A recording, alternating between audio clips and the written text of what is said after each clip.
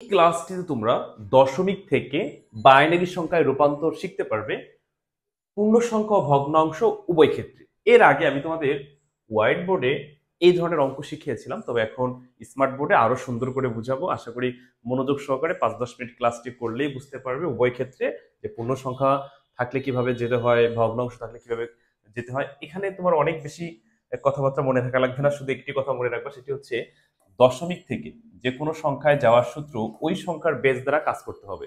যদি পূর্ণ সংখ্যা থাকে তাহলে ভাগ করতে হবে, ভগ্নাংশ থাকলে গুণ করতে হবে, আর কিছু মনে রাখা লাগবে না। কি বলছি বলতো, দশমিক থেকে যে কোনো সংখ্যায় যাওয়ার সূত্র সেই সংখ্যার বেস দ্বারা কাজ করবো। তাহলে বাইনারি বেস কত? বাইনারি বেস হচ্ছে 2। এখানে তোমাকে 2 দিয়ে ভাগ করতে হবে, 2 দিয়ে গুণ করতে হবে। কাকে ভাগ করতে হবে?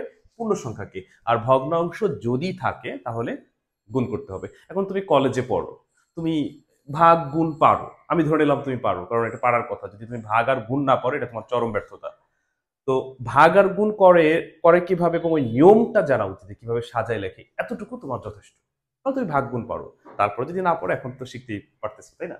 আচ্ছা, আমি এখানে উদাহরণস্বরূপ দুটি প্রশ্ন লিখে রাখছি। এই দুটি যে তোমার পরীক্ষা আসবে এমন না। তোমরা সবাই জানো যে আইসিটি হুবহু আসে না, তবে কোনো শিক্ষার্থী যখন এই দুটি বুঝতে পারবে, আয়ত্ত করতে পারবে, তখন হুবহু না আসলেও পারবে। ওকে, তো একটু মনোযোগ সহকারে ক্লাসটি করো। আর যদি আইসিটি বেশি সমস্যা মনে করো, বা আইসিটিতে সর্বোচ্চ নম্বর পেতে চাও, বা আইসিটি অনন্য অধ্যায়গুলো বেশি কঠিন মনে হলে, তোমরা চাইলে আমার কাছে ঘরে বসে অনলাইন আইসিটি পড়তে পারো। বিশ্বাস করে, আইসিটিতে কোনো সমস্যা থাকবে না।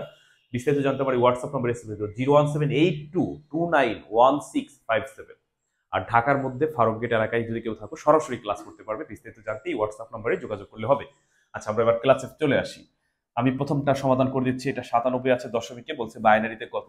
আমরা 97কে 2 দিয়ে ভাগ দিব, কারণ জানি দশমিক থেকে যে কোনো সংখ্যায় যাওয়ার সূত্র ওই সংখ্যার বেস দ্বারা ভাগ।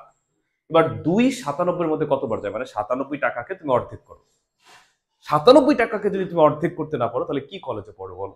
আচ্ছা, 97 অর্ধেক কত তুমি যদি বুঝতে না পারো, ভেঙে ভেঙে বলো যে 90 অর্ধেক 45, 7 অর্ধেক 3, তাহলে 45 3 48, এভাবে ভেঙে ভেঙে বলতে পারো। অথবা তুমি এরকমও বলতে পারো যে 2 9 মধ্যে 4 বার যায়, থাক 4 2 8, নিচ্ছিলাম 9 মধ্যে, ছিল অবশিষ্ট 1 17, আর 17 মধ্যে 2 যায় 8 বার। এরকম ভেঙে ভেঙে বলতে পারো, এটা তোমার ব্যক্তিগত ব্যাপার। আচ্ছা যাও, তো 2 97 মধ্যে কতবার যায়? 48 বার। 48 দুগুণী 96, আছে 97, টান দিয়ে ভাগশেষটা লিখবা। যদি তুমি এখানে 48 না দিয়ে 49 দিতা তাহলে হয়ে যেত 49 দুগুণে 98, কিন্তু আছে 97, বেশিটা নেওয়া যাবে না। কি বলছি বলতো, বেশিটা নেওয়া যাবে না, সমান অথবা কাছের কমটা নিতে হবে। আবার ভাগ করবা, কতক্ষণ পর্যন্ত ভাগ করবা? যতক্ষণ পর্যন্ত ভাগফল শূন্য না আসবে। ওকে, আচ্ছা এবার তো সহজ হয়ে গেল। 2 48 মধ্যে কতবার যায়? 24 বার। 24 দুগুণে 48, নাকি এইটাও তোমাকে শিখাইতে হবে? এবার 24 দুগুণে 48, আছেও 48, তুমি টান দিয়ে ভাগশেষটা এরকম লিখবা। আচ্ছা, আবার ভাগ করবা। 2 24 মধ্যে কতবার যায়? 24 কে অর্ধেক করো, 12। 12 দুগুণী 24, আছে 24, তাহলে আবার ভাগশেষ শূন্য, আবার ভাগ দাও। 2 12 মধ্যে যায় কয়বার? 6 বার। 6 দুগুণী 12, আছে 12, ভাগশেষ শূন্য, আবার ভাগ দাও। 2 6 মধ্যে যায় কয়বার? 3 বার। 3 দুগুণী 6, আছে 6, ভাগশেষ শূন্য, আবার ভাগ দাও। 2 3 মধ্যে কতবার যায়? একবার। 2 1 কে 2, আছে 3, তাহলে এবার হচ্ছে ভাগশেষ 1, আবার ভাগ দাও। 2 1 মধ্যে কি যায় বলো? 2 হচ্ছে বড়, 1 হচ্ছে ছোট। এমন পরিস্থিতি আসলে তখন ভাগফল হয় শূন্য, আর এখানে যা থাকে তাই হয় ভাগশেষ। নিচ থেকে উপরে সাজিয়ে লিখলে আমরা অ্যান্সার পেয়ে গেলাম। অ্যান্সার পেয়ে গেলাম হচ্ছে 1 1 0 0 0 0 1। দেখছো, তার মানে 97কে আমরা বাইনারি শিখে ফেললাম।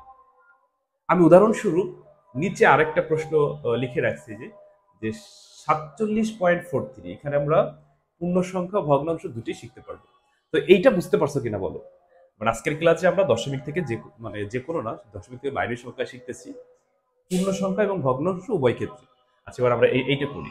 এইটা করার সময় কিন্তু দেখো, আমি এটা মুছে ফেলি। এটা আশা করি বুঝতে পারছো, মুছে ফেললাম। এবার হচ্ছে আমরা 47.43 এই অঙ্কটা আমরা করব। দেখো, সরি, সবাই একটু লক্ষ্য করো। আগে 97 ছিল, এবার হচ্ছে 47। তো পূর্ণ সংখ্যাকে ভাগ করব আর ভগ্নাংশকে গুণ করব। ভগ্নাংশকে কিভাবে গুণ করতে হয়, কিভাবে উত্তর করতে হয় এখন কিন্তু শিখতে পারবা। 2 47 মধ্যে কতবার যায়? এবার কিন্তু 24 দিতে পারবো না, বেশি হয়ে যাবে, 23 বার। 23 দুগুণী 46, আছে 47, ভাগশেষ 1। আমি একটা সুন্দর করে লিখি। এক, আবার ভাগ দাও। 2 23-এর মধ্যে কতবার যায়? 11 বার। 11 দুগুণি 22 আছে 23 ভাগশেষ 1, আবার ভাগ করো। 2 11-র মধ্যে কতবার যায়? 5 বার। 5 দুগুণি 10 আছে 11 ভাগশেষ 1, ভাগশেষ 1, আবার ভাগ দাও। 2 5-এর মধ্যে 2 বার যায়, 2 দুগুণি 4 আছে 5 ভাগশেষ 1, আবার ভাগ। 2 2-এর মধ্যে একবার যায়, 2 1 2 আছে 2 ভাগশেষ 0, আবার ভাগ। 2 কি 1-এর মধ্যে যায়? মানে কখনোই বড় সংখ্যা ছোট সংখ্যার মধ্যে যায় না। এমন পরিস্থিতি দাঁড়ালেই ভাগফল 0 হবে, আর এখানে যা থাকবে তাই হবে ভাগশেষ। নিচ থেকে উপরে সাজিয়ে লিখলে আমরা পেয়ে গেলাম হোল অ্যান্সার। অতএব 1 0 1 1 1 1 পয়েন্ট। কেন পয়েন্ট দিলাম? আমরা এবার এই 43-এর মানটা বের করব। আচ্ছা, তাহলে এখানে পেয়ে গেলাম হচ্ছে 1 0 1 1 চারটা 1। আচ্ছা, এবার আমরা পরবর্তী পেজে যাই। দেখো, আমরা যদি পরবর্তী পেজে যাই, আমি ওই পাশের অ্যান্সারটা লিখে রাখি এখানে, তাহলে আরো ভালো বুঝতে পারবা। ছিল হচ্ছে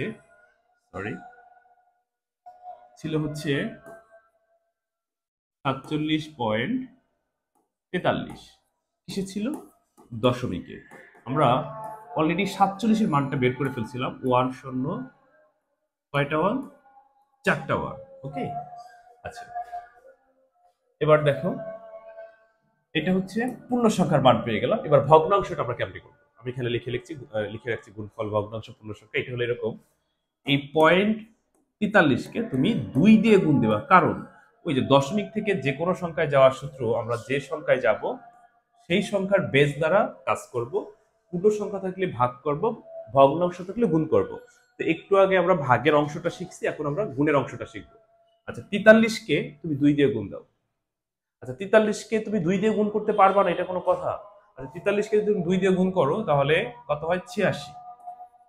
এখন তুমি আমাকে বলতে পারো, স্যার আমি তো গুণ পারি কিন্তু পয়েন্টের গুণ পারি না। আরে বোকা, এমনি গুণ পারলে পয়েন্টের গুণ পারা যাবে। এখানে 2 সংখ্যার আগে পয়েন্ট আছে, তুমি ঠিক 2 সংখ্যার আগে পয়েন্ট দেবা। পয়েন্টের আগে কিছু না থাকলে 0 হয়ে গেল। তো এই পয়েন্টের আগের সংখ্যাটাকে বলা হয় পূর্ণ সংখ্যা, আর এই পয়েন্টের পরেরটাকে বলা হয় ভগ্নাংশ। এই ভগ্নাংশটাকে আমরা 3 বার গুণ করব। সর্বোচ্চ কয়বার গুণ করব? 3 বার। কারণ তুমি যদি এটাকে সারাদিন গুণ করো তাও শেষ হবে না। এখন কি আমরা সারাদিন গুণ করবো নাকি? সর্বোচ্চ ভগ্নাংশ পয়েন্টের পরে 3টা সংখ্যায় যথেষ্ট। 2টা লিখলেও হয়, 3টা লেখা ভালো। আচ্ছা, তো এই সিএসসি কে আমরা আবার গুণ করব। কত দিয়ে গুণ করব? ওই 2 দিয়েই, বারবার ওই 2 দিয়ে গুণ হবে। সিএসসি কে তুমি 2 দিয়ে গুণ করতে পারবে না। পয়েন্ট দেখে ভয় পাচ্ছ? পয়েন্ট দেখে ভয় পাওয়ার কিছু নাই, তুমি নরমাল গুণ করে দাও। 6 দুগুণী 12 2 হাতে 1, 8 দুগুণী 16 1 17। মানে সিএসসি পয়সাকে যখন তুমি 2 দিয়ে গুণ করবা তখন 172 পয়সা হয়। 172 পয়সা মানে তুমি জানো, আমরা জানি 100 পয়সা 1 টাকা, তাহলে 1 টাকা 72 পয়সা।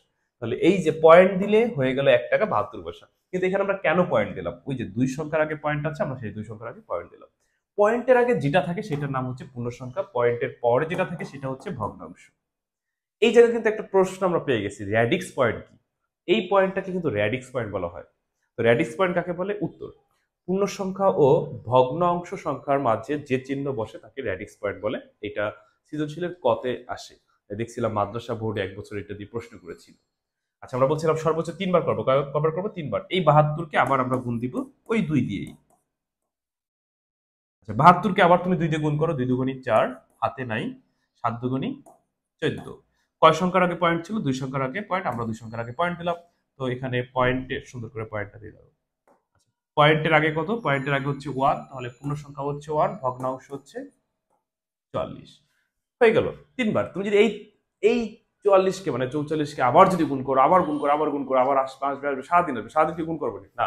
আচ্ছা, একটু আগে আমরা ওই যে যখন এখানে অঙ্ক করছিলাম তখন পূর্ণ সংখ্যা যখন ভাগ করছিলাম নিচ থেকে উপরে সাজিয়েছিলাম, এটা হলো কি উপর থেকে নিচে।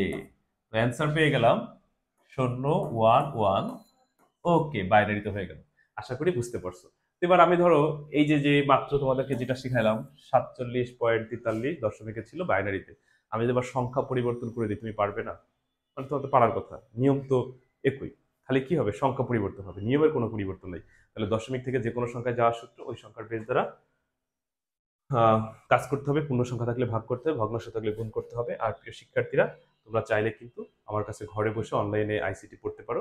বিস্তারিত জানতে আমার এই হোয়াটসঅ্যাপ নাম্বার SMS দিও 01782291657।